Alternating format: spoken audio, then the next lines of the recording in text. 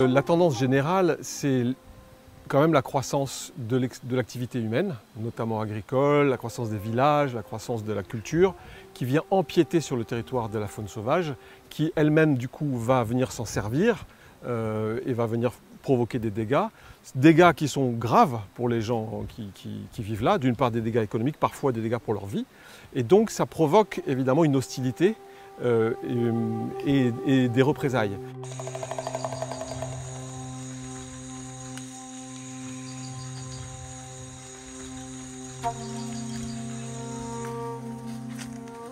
Ils ont cassé un peu tout là. Apparemment, nous sommes à bout de souffle.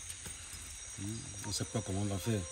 Parce qu'avec ces plantains, on vendait, on parvenait à joindre un peu, à joindre le bout. Ils sont venus dévaster. Maintenant, il faut recommencer tout à zéro. Ils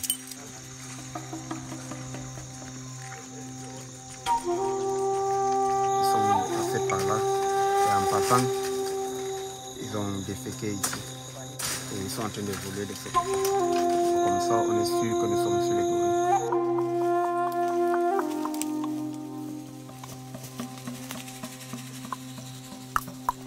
Si par exemple le mâle dominant à la présence des hommes, il charge, on note tout de suite qu'il n'accepte pas les hommes.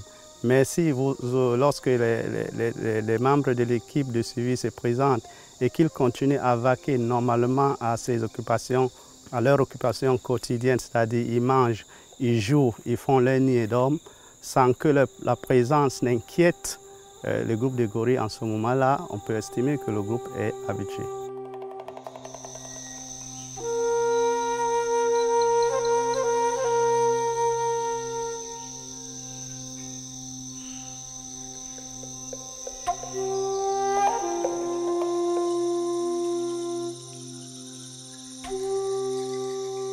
Notre cas spécifique au Cameroun, c'est que les populations pensent que la conservation ne leur apporte rien.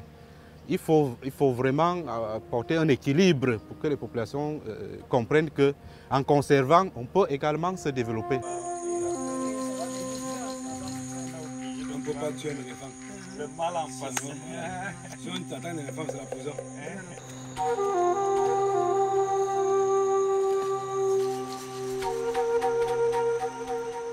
On a commencé par voiture, on a ensuite entamé par moto et puis on a fini à pied. Et puis en venant, on a traversé les ponts dangereux. Donc dire à un touriste de venir ici pour observer les gorilles dans ces conditions, ça sera un peu difficile. Il faut des infrastructures d'accueil. Et à côté de là aussi, il faut qu'on définisse comment est-ce que l'argent généré par le tourisme de gorilles sera redistribué.